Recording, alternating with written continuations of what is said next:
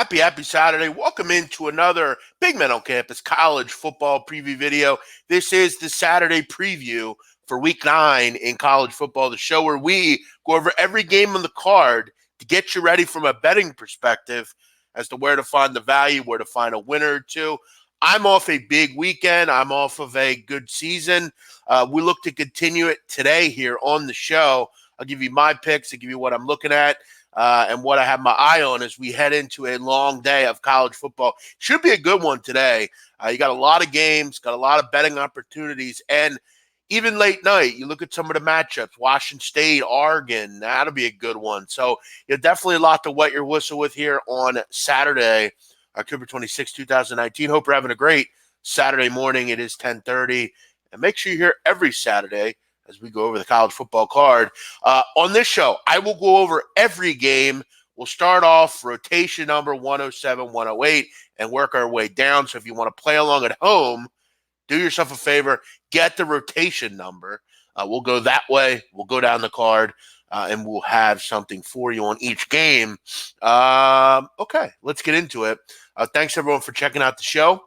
If you're on Twitter, please retweet the show. It's a great way to grow it. Also, make sure you're looking at weather reports. A lot of wind out there today. A lot of Midwestern games affected by wind. You got a lot of windy conditions, so make sure you're checking that out and keeping abreast of that situation. Wind is important. It's not necessarily rain. It's wind that you need to keep your eye on. So make sure you're going out and checking your weather reports. And again, here's a little advice for you. Go to a legit weather option. Don't go to like your iPhone weather. Go to the National Weather Service. Go to the local weather meteorologists. Go to those people. Don't just trust that your iPhone weather is going to get it right. You want to know, is it going to rain hard? Is it going to shower? Is the wind going to be really bad? What are the gusts going to be? What's the precipitation chance? All that stuff's important, and you have to have a little bit of up here. Understanding that, if the wind's not above 15 miles an hour, it's not really going to make a big difference. Now, if you have gusts in the 30 miles an hour range, that's something that's definitely going to raise a white flag.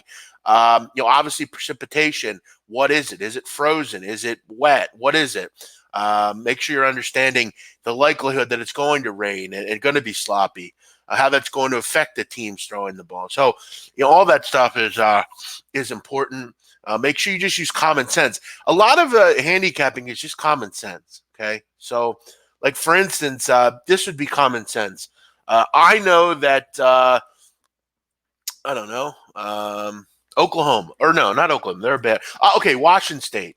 I know Washington State's going to throw it a ton. So if it's really windy and rainy, they might not be a great bet against the team when 25-mile-an-hour winds and heavy raining conditions. So very simple. It's not difficult. Let's get into the show. We'll start out first game on the card, and it is a doozy.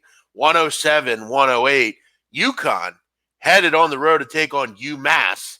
UConn currently a 9.5-point favorite. Total is 62. A lot of people are probably saying to themselves, why the fuck would I bet on this game? And you would be right. But again, it's not about the game. It's about, is there value on the game? Here's why, for me, I would lay the number here. There's two simple reasons. First of all, UMass is the worst team in the country. It's not close. Akron's bad, and I know they beat Akron, but I still think UMass is pretty damn bad. And you look at UConn.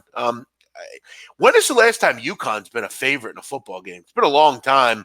And if I'm Randy Edsall and crew, I'm looking to let my hair down and have some fun with this one. This is a game where, for me, UConn can go out and name where they want to go scoring-wise. This has been a UMass team that has been absolutely horrific defensively. They can't score. UConn should be able to do what they want in this game. And frankly, if I had to play this game, I'd bet them to cover. But again, it's how much do you want to lay on the road with UConn? For me, I think 9.5 is fair. You look at some of the results that UMass has had. I mean, they lose 48-21 to Rutgers, lost to Southern Illinois 45-20, got blown out by Charlotte and Coastal Carolina, got destroyed by FIU, La Tech put up 69 last week. I think this is a great spot for UConn to go in and get a nice solid win here. A double-digit win, a blowout win. Watch out for Kevin Mensah, good player for UConn. I think as long as the quarterback doesn't make any mistakes for UConn, they should be able to handle business here.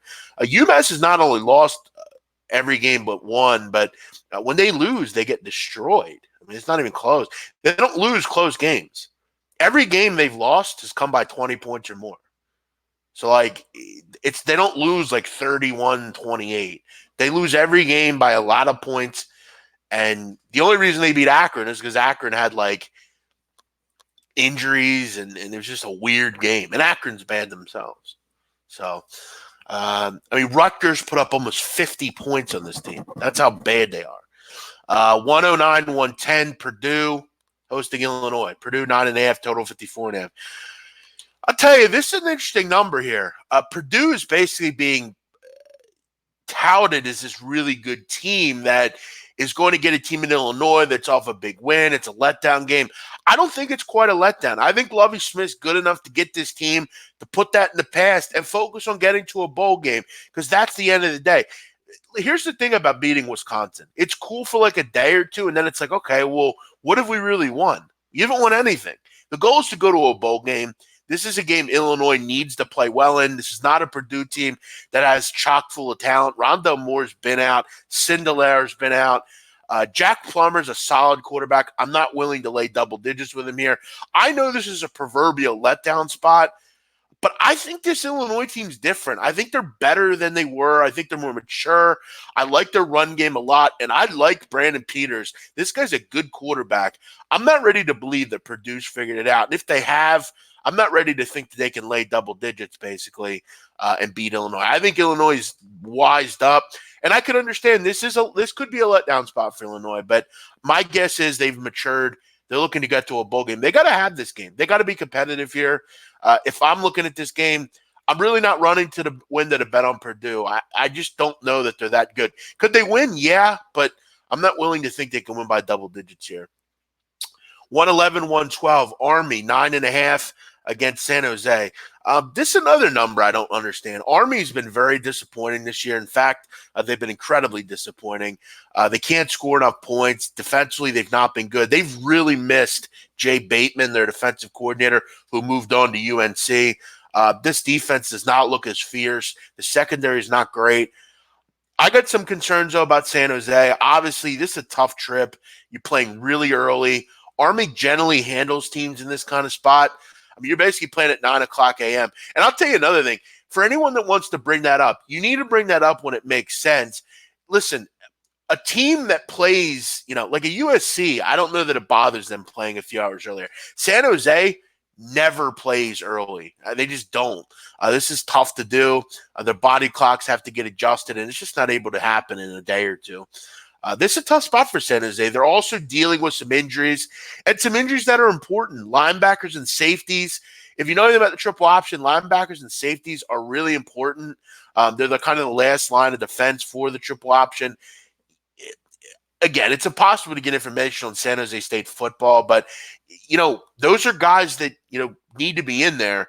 Add that in with the tough spot. San Jose will be more up for this game. They were solid. They've been solid this year, and they got destroyed last year, 52-3 against Army. I'm waiting for an Army breakout game. It just hasn't come.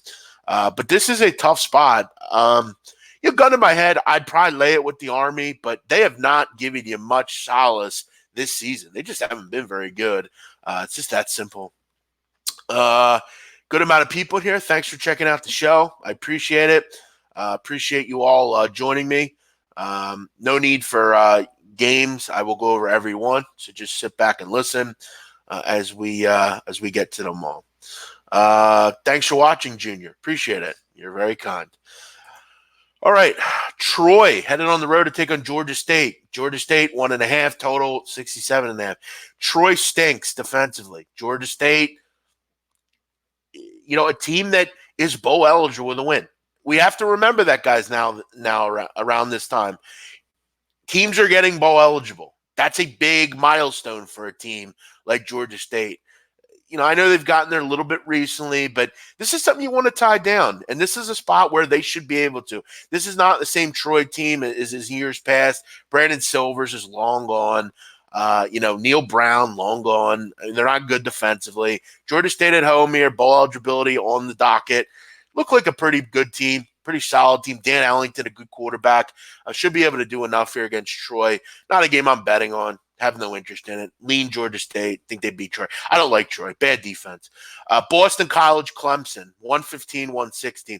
Clemson laid a big number here, 34.5 total, 59. Still no Anthony Brown for Boston College. I got to be real with you. I don't know if that's that bad, to be honest. I'm not a big Anthony Brown guy. He's pretty inaccurate, and I just don't know how much you really miss having him out. The big thing is Dylan, A.J. Dillon in the backfield. The goal is getting him the ball, but they really are such a one-dimensional team. I will say last week was impressive. You were able to put a big number up on NC State, and the quarterback Dennis Grissel, he really didn't have to do anything. Dylan had over 200 yards rushing. David Bailey had 181 yards. Look, it's not going to be as easy today. You're not going to have the running lanes. You're not going to have the open fields like you did last week. This is going to be a tough spot. Do I look at Boston College as like Georgia Tech or someone like that? No. Clemson has just kind of been rolling. I mean, they haven't really been that. I mean, I guess they're not impressive because they don't play anybody. The ACC is a joke. But it seems like they win every game 45-10, doesn't it? I think you're going to be alive in this number late. My interest is, the only way I'm looking at this game is 30. If I get 35, I'd have some interest. But, again, I don't buy half points. I'm not doing that. If I don't get 35, I'm just not going to bet it. I never understood that about sports bettors. Like, there's so many games on the calendar. You're literally going to bet a bad number, and it's such a big number because this is an important number. 35 is a big number. A lot of their games are coming down to like 45-10, 45-14. These are important numbers. You want to be on that important number, that solid 5-touchdown number. I don't look at Boston College like I look at Syracuse or these pretty bad teams in the ACC. They have a pretty good offensive line. They have a good running back. Defense isn't terrible. But then you look at Clemson. I mean, Louisville's a pretty solid team. Beat them by 35. So at 34.5, frankly, I'd probably go Clemson. If it's anything above 35, I might be more interested in leaning towards BC. I think it'll be right around the number, to be real honest with you. Because the running lanes aren't going to be there. They just aren't. Memphis laying 10 on the road at Tulsa. Total 59. Tulsa's an interesting team. I think they fight. I give them that, Tulsa.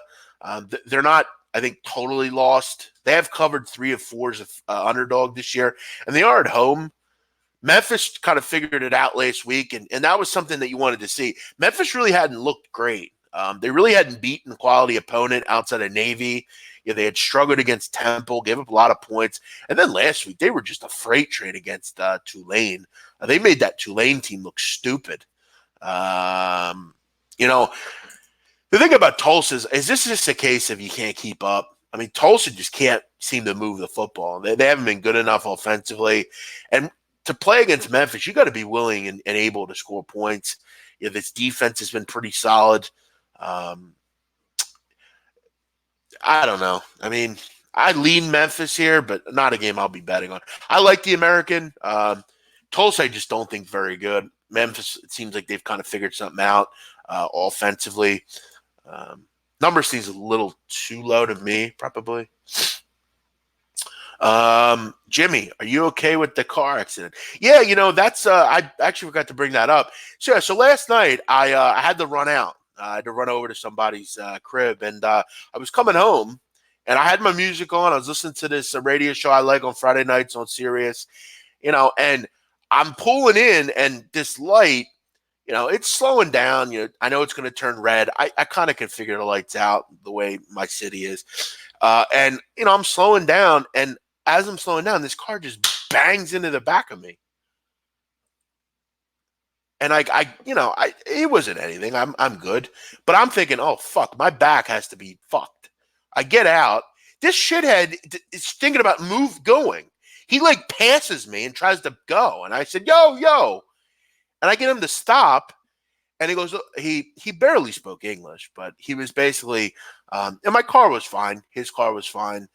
Look, I'm not going to be one of those people that's like, oh, you fucking, I'm not going to do that. I'm not a dickhead. I'm not going to scam people. I don't do that. So I told the guy, I said, look, what are you doing anyway? Like, why are you, like, what's going on? He claims the guy behind him hit him and left the scene, which I didn't notice really. There was a lot of cars. He was an Uber driver. He told me he was an Uber driver. So, nothing was wrong. But it was definitely fucking brutal because it was like, fuck, just get me home. You know what the thing about driving is? It's not necessarily you. Like, I'm a good driver, I feel like, knock on wood. It's other people. It's other people that do not know how to drive. And again, I don't know if someone hit him. I don't think he did. I just think he was on his phone and he back because he told me I'm on an Uber. I'm going to Uber pickup. So I don't know. Luckily, I was okay. My car was fine. So I'm not going to make a big deal out of it. But I gave him a little swift talking to. I told him, look, you need to keep your fucking eyes on the road, pal. And I think he's sorry. So I think he got the picture. All right, let's move on here. Let's get back to the games. We got a lot to go over. All right, here's a game I have my eye on. In fact, I'm thinking this will probably be a wager. I like Eastern Michigan today against Toledo. Toledo has had some major issues. Their quarterback, Mitchell Guadini, did not play last week, and it basically meant a blowout loss for Toledo. They got destroyed in that game, 52-14. Toledo was laughable. And listen, if Guadini doesn't play, that means a true freshman quarterback will play today, Bradley. And listen, Bradley's just not ready to play. They don't have a competent backup, Toledo. And this is an Eastern Michigan team, guys. Keep this in mind. Eastern Michigan, over the last 3 seasons, under Chris Creighton, their coach, 13-4 against the spread as an underdog. They have been one of the more exquisite underdogs in college football. They've just been that good getting points. And in this game, I got to tell you, listen, Eastern Michigan's a pretty solid team. Good defense, good running game. I'm just going to keep that in mind here. Toledo is not the same team without Guadini. They just aren't. Last week is what they are without Guadini. Get them blown out. And Eastern Michigan, again, trudging towards that bowl eligibility, 4-3 on the season. This is a game where I think, if you're Eastern Michigan, you got to look at it and say, we can win this game, especially without Guadini. You look at the rest of the season for EMU. Got tough games at Northern Illinois. I mean, he should be bowl eligible. This schedule for Eastern Michigan's a joke. I mean, you got Toledo this week. You got Buffalo, Akron, Northern Illinois, Kent State. I mean, bowl eligibility is in their midst. But EMU's been a weird team. I was impressed, though, last week with their performance. Western Michigan's no slouch. You held John Wasink to 192 yards passing. Look, that's a really good offense you held in check. I mean, their defense is good, Eastern Michigan. And Preston Hutchinson, the new quarterback, 31 for 36, 357, and 3 touchdowns. How about that? Shaq Van had 97 yards rushing. Listen, I'm just going to put it out there. EMU, as a dog, one of the best in the country. So keep an eye on that. Is Guadini coming back? I can't imagine he would. It's his 3rd concussion as a football player. I don't know if you can do that. I don't know how quick you can bring him back. It's just not really that.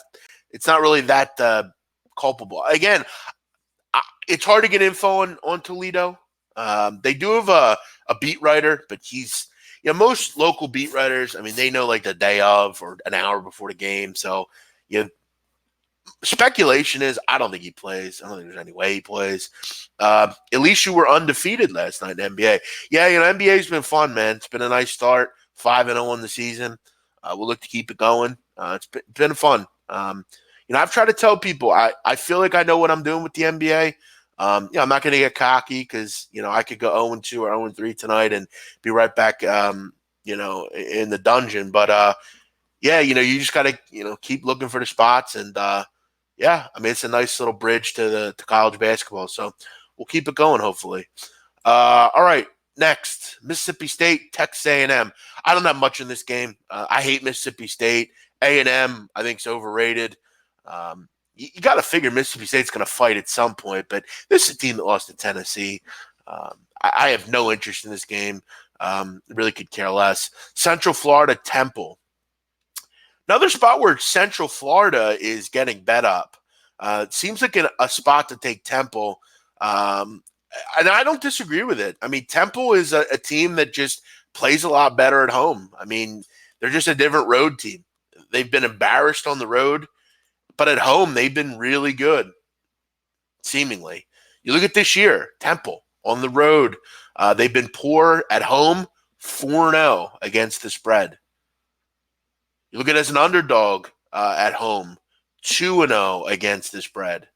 So they've been really solid at Lincoln Financial Field, which oddly enough is not a home stadium for them. A lot of people don't know that. Temple University and Lincoln Financial Field are about 20, 25 minutes away from each other. Temple's up in North Philly. You got to take Broad Street south through City Hall and Center City and take Broad Street south to Lincoln Financial Field. It's not close. It's not it's not like a true road game, I guess, but you are getting on a bus. You are leaving your campus and going somewhere else. Now, again, I know Temple likely stays down in Center City at one of the hotels. It's not real big, but it's not a home stadium. Temple doesn't have a home football stadium, which is kind of interesting. But this UCF offense, good. Do I trust them? No.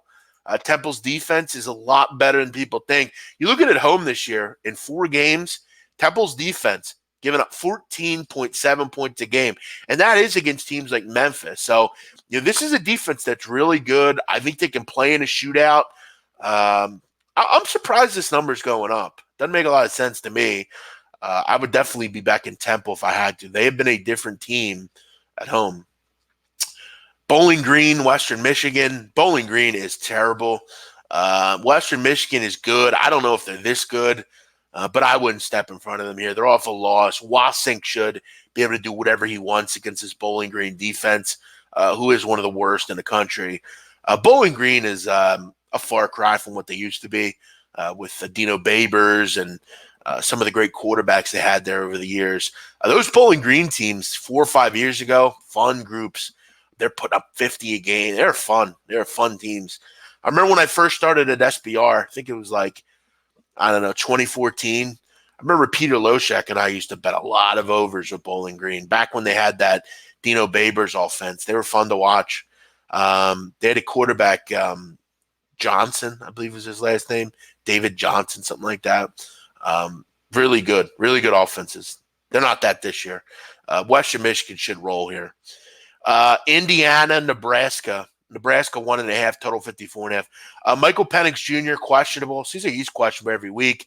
Adrian Martinez is questionable as well. Definitely want to keep an eye on the injury reports. Another team that is bowl eligible with a win.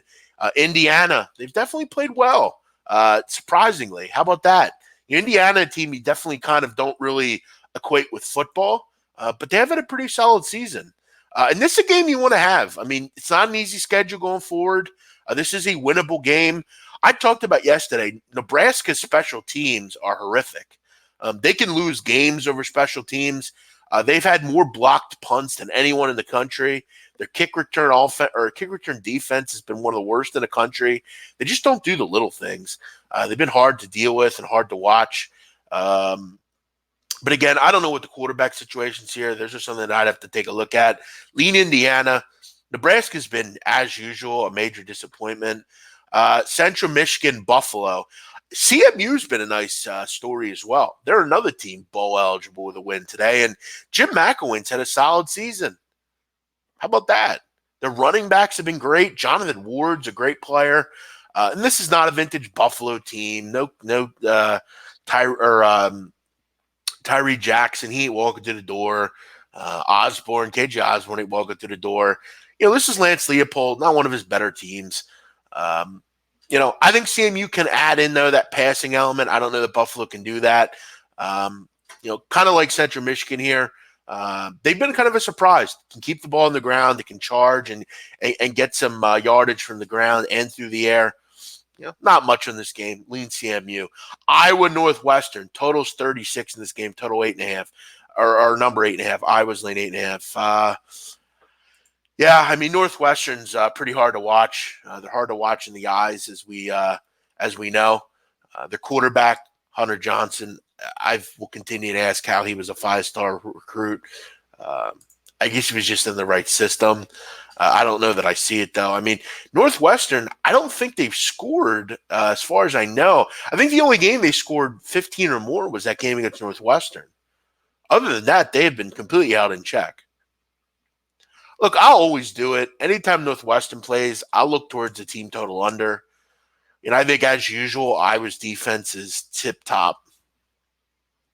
I have no interest in laying points with Iowa, but I do have interest in maybe some kind of team total under. I'd imagine it's around two touchdowns, maybe 17.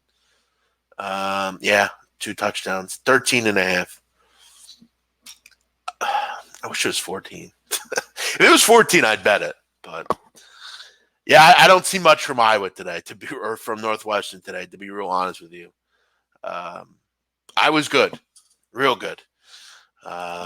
So we'll see. But lean under team total for Northwestern. Thanks for watching. Guns up. It's my birthday. Okay, happy birthday. I don't do birthday picks. Just listen to the show. I'll give you some free picks at the end.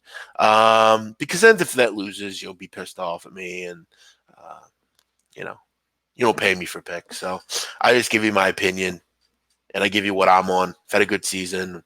You can keep track. All right. Before we do that, though, I want to check in on some of my soccer action here. See how we're doing. I need a Bournemouth goal. That's what I'd really like to have happen. I have Bournemouth plus big number, plus, 230, I believe. So I'd like a goal there. They're playing well. They have 60% possession. They've had some opportunities, just haven't found the back of the net. So we'll hope that they can keep the front foot. Brighton Everton, I have the under. That's 1-1, so we can't have another goal there. Hopefully that just stays where it is. And then I have West Ham United, Sheffield United under 2.5. It's only 1-0, so hopefully that one can stay low. Also, did have some lower league action. I took what did I take? I took Ipswich Town, and they're up 1-0. So hopefully they keep the front foot there. And then in League Two, I took Cheltenham. See how they're doing. Did that game happen already? Oh, no. I hate these games where I think I already okay, so I have Cheltenham against Grimsby, and I'm pretty sure the game's already happened. So I'm gonna figure out what the score is as we speak, which I never want to do because I really don't want to be upset and annoyed. Oh, it was postponed. Okay, that sucks. Okay, so I get my money back. I wonder why it was postponed. That's weird. Okay, it was postponed due to a waterlogged pitch. Okay, so it must have been raining hard up in Grimsby. So, all right, well, again, we would like to have that one in session, but doesn't look like we're going to get it. So, all good. All right, let's get back to the games here. South Carolina, East Carolina. Is that right? East Carolina? Or South Florida. What am I saying? South Florida against, I was going to say, why South Carolina playing East Carolina? South Florida against East Carolina. All right, East Carolina. Isn't this why you brought Mike Houston in to win games like this? I thought it was. This would be the biggest win in East Carolina in a long time. They haven't been relevant in about 3 or 4 years, ever since the days of Shane Carden and Justin Hardy and Zay Jones, Ruffett McNeil. You look at UCF or USF, struggling this year. Not very good. Defense stinks. They have no quarterback. The run game's been hard to watch. East Carolina has 3 wins. Okay, you look at their final a couple of games here. If East Carolina wins today, they have 4 wins. Okay, they also have Connecticut towards the end of the season and Tulsa. In the middle, they have Cincinnati and SMU. This game is a must win. If you don't win this game, you are not going to a bowl game. It's that simple. You have to have this game today. And that would be quite a plateau for Mike Houston's group. If at home, in front of their home fans, they could get a win against South Florida. Let me tell you something about East Carolina. I do a call with them every week, radio, their radio channel down there. They're some of the most passionate fans in the country. You wouldn't believe the fan base they have. They love East Carolina athletics. They miss the days of relevance with Ruffin McNeil a couple years ago. To get to a bowl game for this group would be very cool, be very big for them. And they're looking to get back. And this is why they brought Mike Houston in. After all of it, they're still alive to get to a bowl game.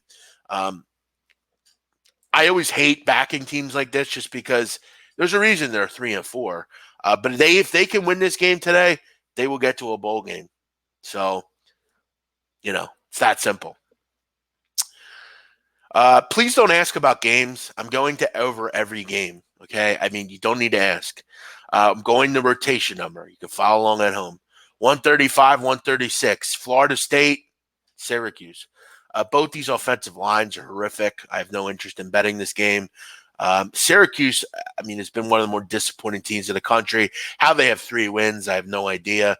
Both these teams rank towards the bottom in the country in sacks allowed. You're really just going with the better offense, the better quarterback. It's probably Florida State, but does anyone have any reason to think Florida State with that defense can win a game by double digits? This game seems to be a fucking wild one. Gun to my head, I'd take Cuse, but I've been known better to back them this year. I just know better.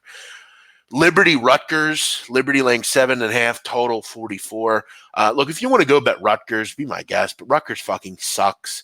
They're an awful offense. Johnny Lehman is terrible. He's just terrible.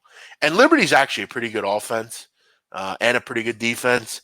I know offensively they've kind of been hamstrung at times this year.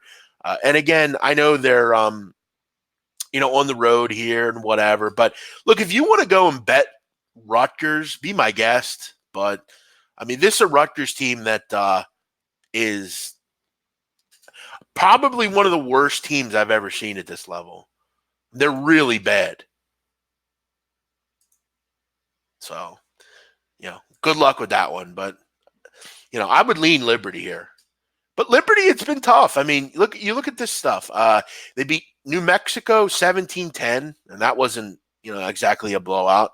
They beat New Mexico State 20-13. New Mexico State's not very good. But again, they were able to beat these teams. They were able to beat them by at least a touchdown. This looks like a 28-17 type of win. Listen, you will never hear me mention teasers in college football. I got to be honest, I don't hate Liberty in a teaser.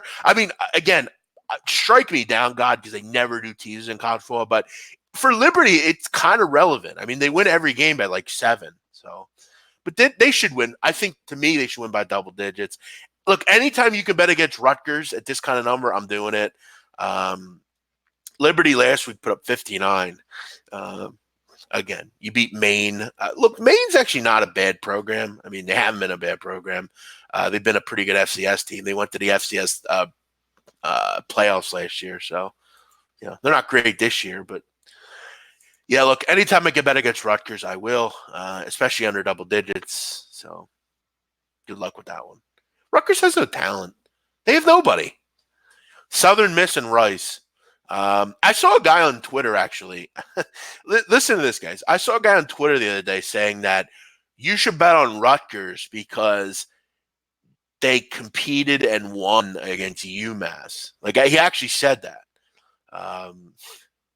And they competed against Boston College.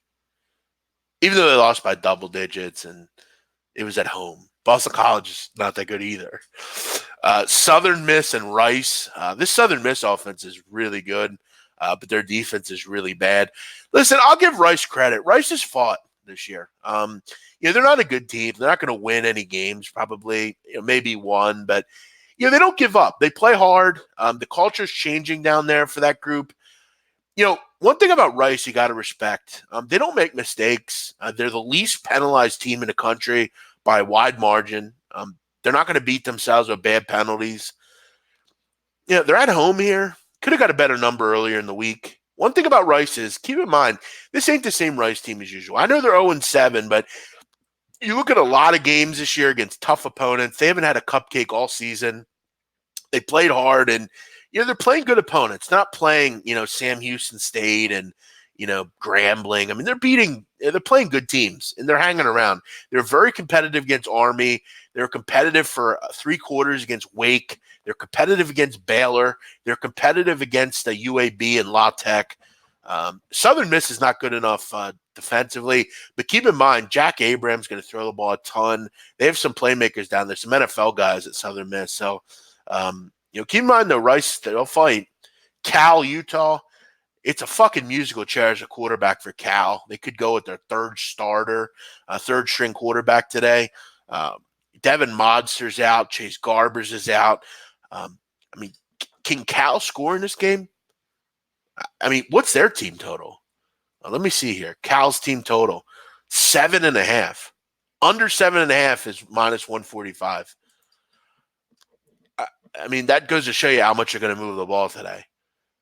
At 20.5, I actually lean Utah. Tyler Huntley's back. They should be able to kind of do what they want to do. This game to me seems like, 30-7, 34-7, something like that.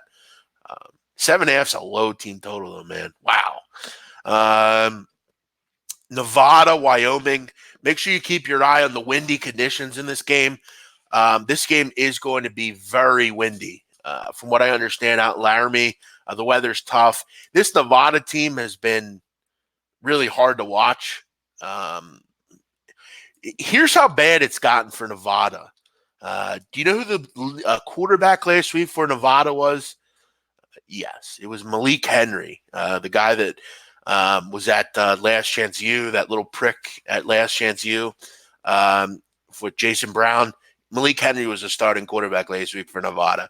Didn't go real well for him. 17 for 38, 213 yards, and 2 picks. It's been a tough season for Jay Norvell's team. Just really haven't been very good, to be honest. But this is a game where they should compete. But with wind, it's always tough to go to Laramie. I've made it clear before I don't bet on Wyoming games, so I have no interest here. Utah State, Air Force. Lean Air Force. Should be a tough competitive game. Utah State, they can, I think, match the rushing explosiveness the Air Force has. I'll tell you what, Mike Schmidt played, or Mike, I think, what's the kid's name? Mike Slit, something like that. He played very well last week for Air Force in mop-up duty. He was actually really effective for them. Had that second half over last week. It was awesome. Lean Air Force at home. Always tough to go there and win. I don't think it's the same Utah State team as usual. Jordan Love has struggled this year. Hawaii, New Mexico. I'd lean over. The only concern I have for New Mexico, they're one of the worst teams in the country in the red zone. They just move the ball and then bog down. Their quarterback, Sherrion Jones, he's basically been kicked off the team due to a arrest. A weird arrest, by the way. We talked about it on the right side of campus. He was arrested for indecent exposure. He was jerking off in his car in front of women. It was very odd. Hawaii team total actually is probably where I'd go in this game. 40.5. I think they go into the 40s here. New Mexico is a really bad defense. I think the only way they're not held under 40 is New Mexico just bogs down and has possession for a ton of time. But again, Hawaii's defense is bad, so over looks pretty good here. They can't stop the run.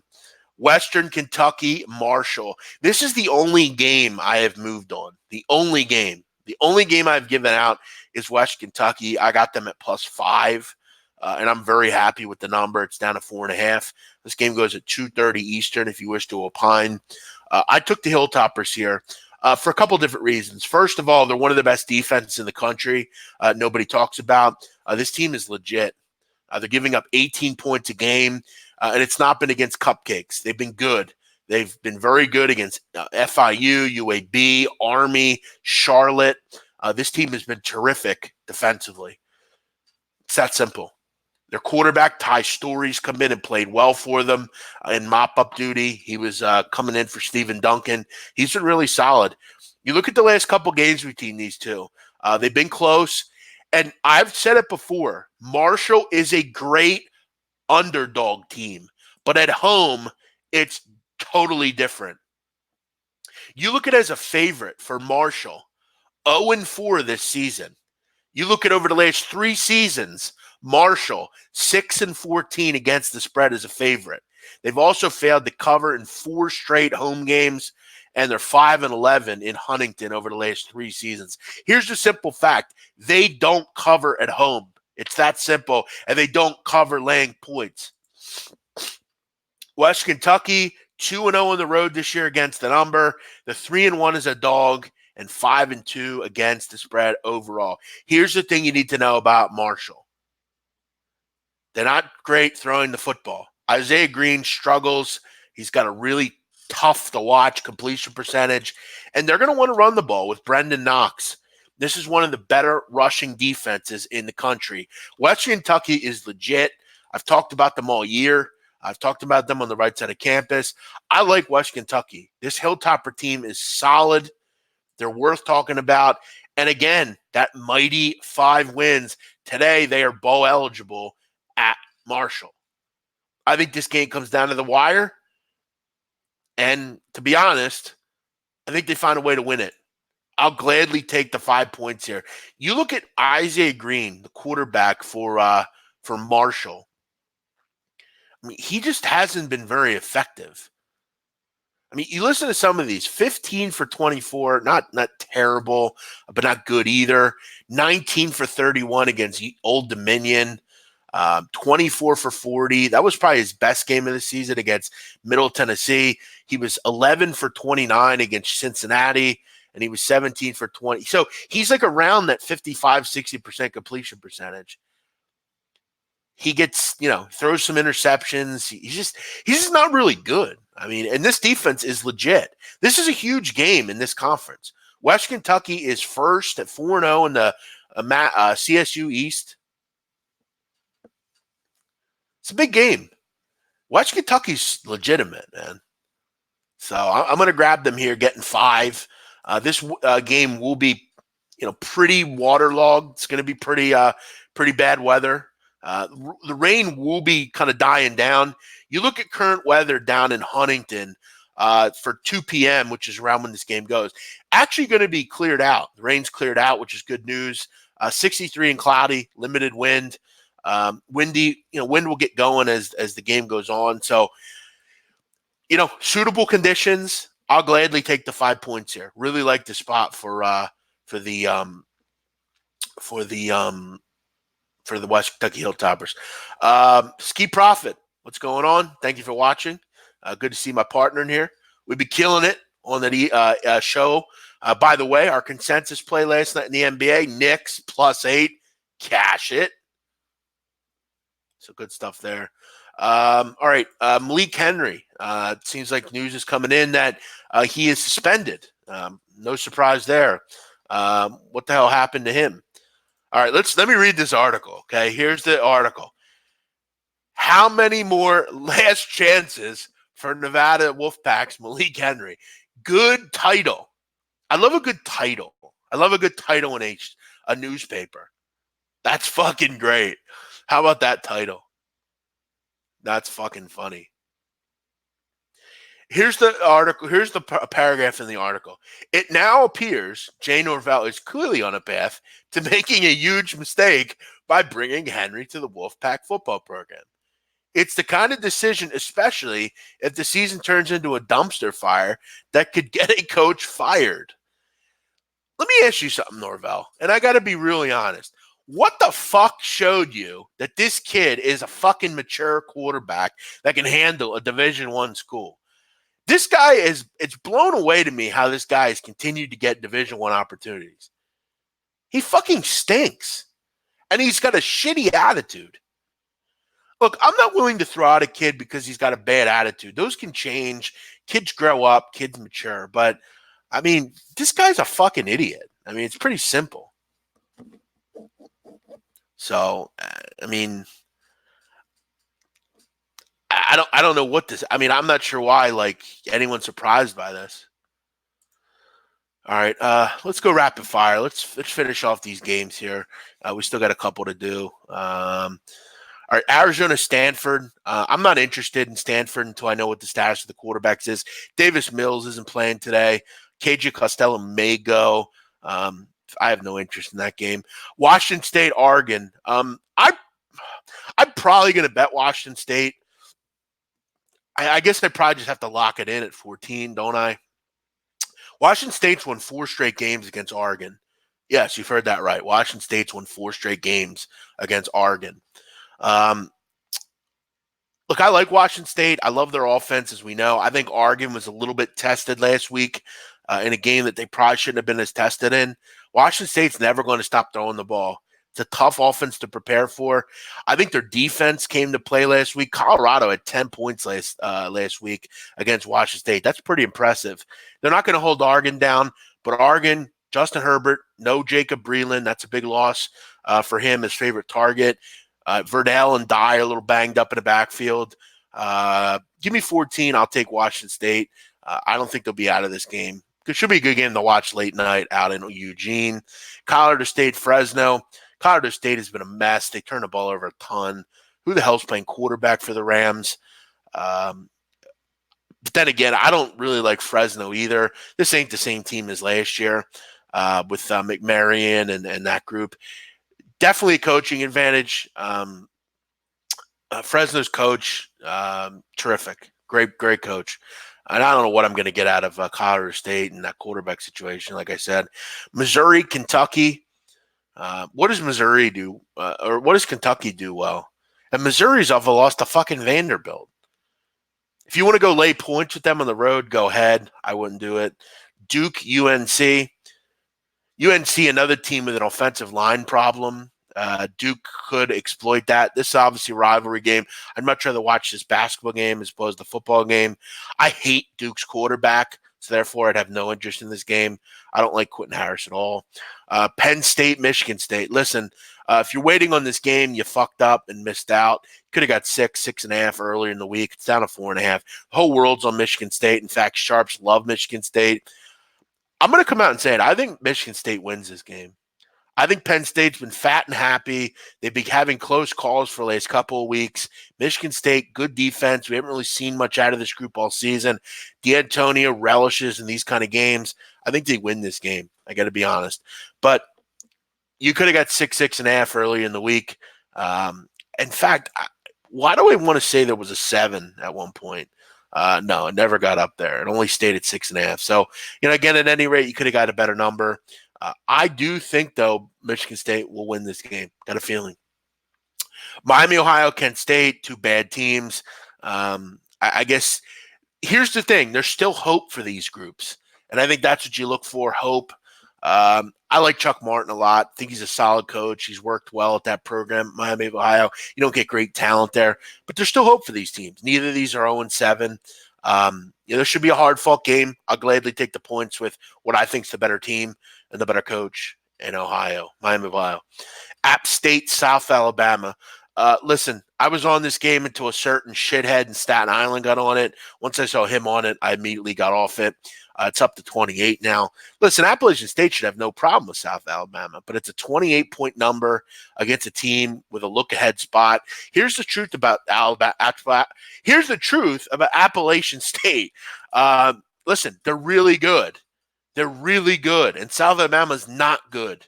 They should roll in this game. But there's a big game on the docket Thursday night for App State. Georgia Southern's a solid group. You got to be ready to go for that. Is this maybe a look-ahead game? South Alabama stinks. Appalachian State's ranked, and they read their own headlines. This is a big number.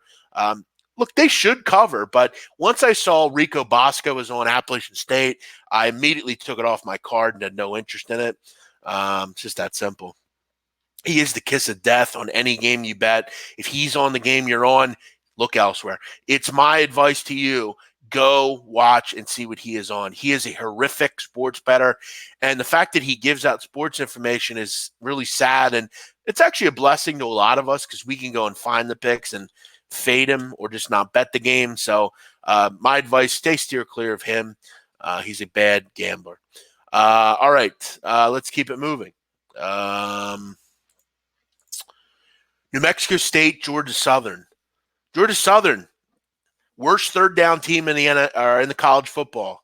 You got to keep drives moving. If you can't do that, you ain't going to win any games. Obviously, they're going to win this game. Do I want to lay 2 touchdowns? Not particularly. Oklahoma State, Iowa State. You know, Oklahoma State's been really impressive in certain games. And then they put outputs like Texas Tech out there, and you think, what the hell? Look, I don't love Iowa State. I've said it before. I think they're a solid team, but I had people talking that this team was going to win the Big 12, which is laughable. Give me 10.5. I'll take Chuba Hubbard and Spencer Sanders and Wallace, Tyne Wallace. I'll gladly take those guys getting 10.5 points. My guess is they hang around, make this one a game. Iowa State seems like they're involved in close games every week. I'll grab the points here in that one. FIU, Middle Tennessee State. No opinion. Lean FIU. I'll gladly take Butch Davis over Stockstill. But it's a road game. Middle Tennessee, what are they playing for? I think they're just playing for pride at this point. FAU, Old Dominion. Seems like we have so many fucking CUSA games. Old Dominion stinks. Florida Atlantic, though, is a dumb team who can't stop anybody. They have a bad offensive line. And their coach is an imbecile. So I'm not going to lay 14 on the road, but they should roll here. Old Dominion's not good. Seems like Old Dominion scores 3 points every week. Ohio, Ball State. This should be a fun matchup. Should see points here. Ball State. Shout out to Ball State. Ball State's one of the sleeper teams in the country. I know the record doesn't say so, but they can win the MAC. This team is good. Drew Plitt is a good quarterback. They're putting up a ton of points. I don't think either team stops each other in this game. It wouldn't surprise me if this is the highest scoring game of the day on the card. I could see both teams getting it to the 40s here. I don't know why this total is only 59.5. Ball State can't really stop the run. Ohio can't really stop Ball State. I think we see a high scoring game here, to be real honest with you. Arkansas, Alabama. Obviously, Alabama going with Mac Jones. Arkansas blows. I feel like I could play quarterback for Alabama and we'd win today. Do I want to lay 31 with Nick Saban? In a game like this, probably. I think he wants to send a message, and you got to keep sending messages. Alabama, number 1 team in the country, but there are teams that probably are better than they are. And again, you got a bye week here. You know, you're not looking ahead to anything. You got LSU on your head, but it's not next week. South Carolina, Tennessee. Ryan Helinski, love the kid. What a great story from him. Obviously his brother who committed suicide, he wears his number. It's just a great story. I like South Carolina. Tennessee, I'm not interested in. I know Rocky Top was just like respect them and stuff, but the truth of the matter is Tennessee is one of the more overrated athletic programs in the country. South Carolina, though, today, I don't know how that makes sense in this breakdown, but South Carolina today, I like some of their playmakers. Pretty solid defense. They're past that Georgia win. Tennessee stinks. No interest in them. Oklahoma, Kansas State. I think times are changing at K-State. I think they're getting there. And Oklahoma's defense, if they made it, I'll be honest, I don't think K-State's 23.5 points worse than Oklahoma. Oklahoma really hasn't been tested a ton, really outside of the step-up games or games against teams that they should be competitive against. Texas was close. But this game, I think it's closer than people think. Maybe like a 38, 24 type of game. I think K-State can hang around here. I do. If you're going to give me above 3 touchdowns, I'll lean towards K-State. I have a feeling Chris Kleiman will have something for Oklahoma. Maryland, Minnesota. Minnesota obviously laying another big number here. They're 7-0. They have a target on their back. The day of reckoning for Minnesota is going to come. They have a tough schedule coming up. They'll win this game. The question is, can they win it by margin? I wouldn't bet against them. I really like Minnesota. I think this team is really solid. I love Tanner Morgan. Bateman's a great receiver. I love Ibrahim and Smith in the backfield. Solid defense. Minnesota's a good team, really solid team. I'm gonna be really enjoying some of these teams during the bowl season. I like Minnesota a lot. I think they're real, and I think they're legit. I think they roll in this game. I think they win by 15 or more. And I've talked about that 15 number. It usually keeps people off, but it's generally a very solid number. These games are generally blowouts. I think this game's like 38-17, something like that. The Maryland quarterback situation is terrible. Tulane Navy, another tough spot for Navy. I mean, they're always a marked team, but Navy doesn't lose very often at home. They love covering in Annapolis. But this is a team in Tulane that's seen the triple option. They played Army already. They're going to be ready to go here. This game is likely close. I hate betting against Navy, but gun to my head, I'd probably take the points here. Question is, Malcolm Perry's a lot better than whatever Army's going to throw out at you. I'm not betting this game because I never want to bet against Navy. Some of the small things could help Navy here, obviously being at home, special teams. I think they have the better defense, and they don't commit a lot of penalties. If Navy commits penalties today, they'll lose. If they don't, they'll win. It's that simple. Texas, TCU. Not really sure why Todd Orlando still has a job. Texas is a laughable defense. They'll move the ball against TCU. TCU has problems giving up big plays. I think they can move the ball against Texas. Don't really understand why this total is only 57. I'll go over. Maryland against Pittsburgh. Or not Maryland. Miami against Pittsburgh. Miami has one of the worst offensive lines in the country. Pittsburgh is number 1 in the country in sacks. They love getting to the quarterback. They should feast all day on a bad offensive line. A lot of players out. Jeff Thomas, DJ Dallas is beaten up. I don't know if he'll play in this game. Pittsburgh's legit. I will say, though, I'm not enamored at laying 4.5. I wish it was like 1.5. I just don't have a lot of reason. Like, Pittsburgh plays close games always. I don't know why.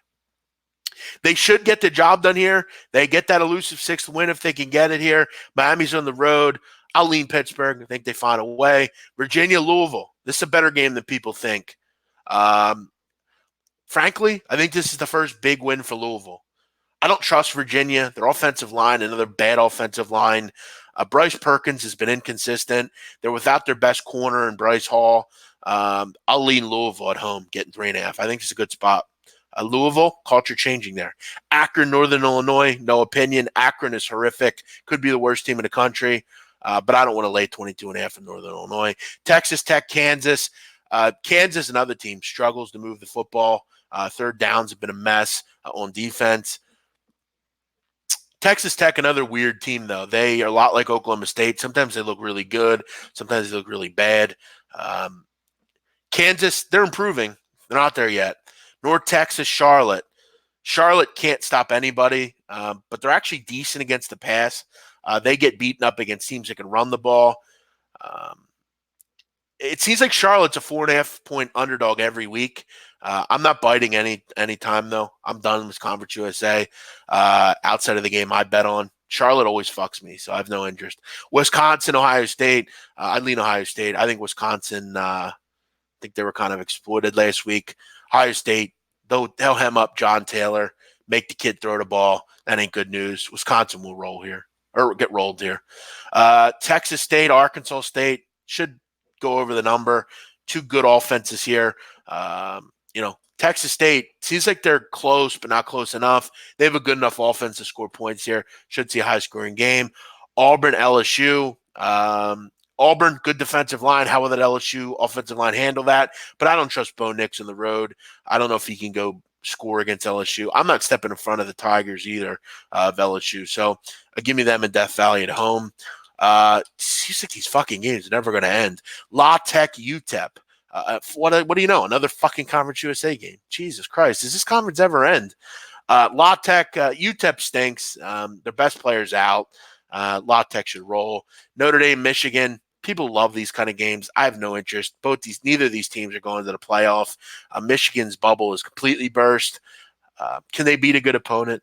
Not so sure. Give me Notre Dame. Better quarterback, better defense. Give me Notre Dame. Arizona State, UCLA. A lot of people like UCLA here. Don't really know why. Their quarterback situation has been bad. They can't move the ball, and their defense stinks. I like the upstart Sun Devil team. Love their coach. Love Jaden Daniels. And they have the best player in the field, Nino Benjamin. Give me the Sun Devils there. Last game, San Diego State, UNLV. Can San Diego State score 12 points? It's always been the problem with Rocky Longstein. But again, 6-1. They just fly under the radar. That's what they do there. UNLV, Keenan Oblad, he ain't going to move the ball against San Diego State. Surprisingly enough, I'll lay it with the Aztecs. I think they win this game 27-10, something like that. So there you have it. All the games, every single one. That's what I do. I go over them all. Let me give you a couple free picks. I haven't finalized my card. The only game I'm on is Western Kentucky +5. A couple games I have my eye on. Obviously, the Washington State-Oregon game. Eastern Michigan, Toledo. I'm eye on that one. A couple others as well. So make sure you tune in. Check out my Twitter. Here's what I'm going to be doing on Twitter today. I should have my card ready really soon. We'll get those out. And then NBA. I'll have those games out a little bit later as well. Tomorrow, I will be live for NFL Week 8. We'll go over that card in full. So make sure you join me at 12 o'clock Eastern tomorrow. All of you, if you're new around here, please hit the subscribe button so we can go over that card. Let me go over a couple of comments. Rico Bosco's on ECU. Well, then ECU's going to lose. Oklahoma State defense is trash. Okay, fair enough. Is that Travis Henry's kid? No.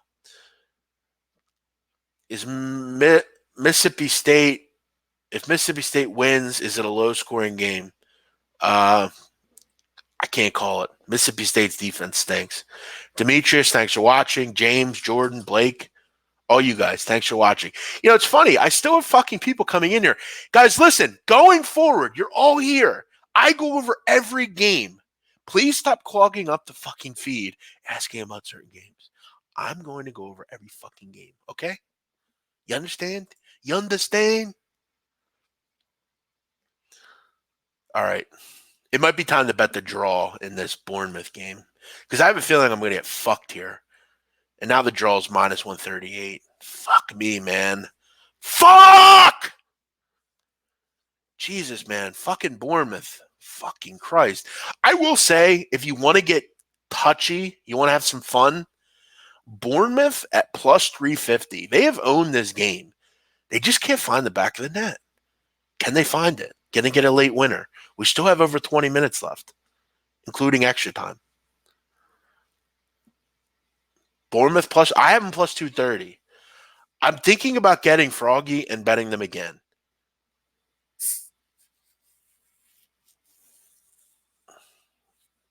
What do we think? I don't know. Also, guys, before I go, I want to ask you guys something, and I'd really like all of you to participate in this. If you're out there listening, I got one more question before I wrap up the show. Okay, so as many of you know, the last couple of weeks, I've been betting a lot of horse racing. I've been getting into it. I've been enjoying it. I'm thinking about one of these days. I don't know what day it'll be. I would have loved to have done it yesterday, but I kind of didn't think about it. What I kind of want to do is just sit here and have TVG on and just bet horses. Would anyone have fun with that? Like kind of an amateur horse betting show, you know, where we have fun and go over games or go over races and what I think will happen. I'm actually pretty good at it. I'm finding kind of an avenue here. So I'm enjoying it. So let me know. All right, couple comments. Big man, I'm not trying to tell you how to do things, but Donnie's at 12. I would like to catch both of you guys. Well, that's not my problem. Sorry. Listen, I love Donnie. I'm not moving my show up. They kicked me off. He didn't kick me off. SBR kicked me off. I hate to do it, but I'm not gonna like change my morning routine and like wake up an hour earlier and kind of rush just because again, look, I get people want to watch that show. I get it, but it is what it is. I've had a decent return on people enjoying the show. Look, Donnie, he has the Audible all week. I mean, you can watch that show. You can look if you want to listen to him, go ahead. And I love Donnie. And him and I, we talked about it. But there's not really any time to do the show. I'm off by 12:30 a lot of the time. I get through it quickly, so yeah, you're welcome to go. But again, if Jukes, you feel like you want to go watch that show, go ahead. It's your decision. I won't think any less of you. But I'm not gonna change my show around. I'm sick of kowtowing to what SBR does. I get more listeners than they do, just that simple. And I have 50,000 less subscribers. So obviously they're threatened by me because they put all their shows at the same time I'm on. It's funny. I saw they have a new show, an NBA show, and they put it on at 1 o'clock in the afternoon. Why do you think they did that? Because I'm on the air. That's why they did that. They're threatened by a guy with 50,000 less subs than they have. So look, I appreciate your care, Jukes. You're a great listener. And I thank you for checking me out. Okay, a lot of people like the horse racing thoughts. How do I get your plays? College football free. I just put them on Twitter. Breeders' Cup. Yeah, I know Breeders' Cup's coming up. I would almost prefer to not do like an event. I want to do like just a day of racing. Like on TVG, they just go to race. It's like a red zone for horse racing. So I would like to do one of those. Big man, you should come out with a cooking show. I'd watch. All right, well, maybe someday. Thank you, Josh. Appreciate that. Jimmy is awful to listen to. Okay. Again, I don't listen to them. No, I'm not wasting my time. I'm just making it clear. I mean, I'm not going to kowtow what I'm doing for them. I don't really like. I love Donnie, and him and I know we've talked. But outside of that, I don't really care what they do. I'm not going to change what I'm doing for that. Keeneland will be sloppy today. Yeah, it's raining. It's going to be wet. It's going to be muddy. I definitely want to get some mudders. Ramon Scott. All right, I'll take a look at that. Thanks for watching. Thanks for watching, everybody. I'm out of here. You all enjoy your day. We will see you next week. Join me tomorrow. NFL. We'll break it down 12 o'clock Eastern. Have a great day. Enjoy college football.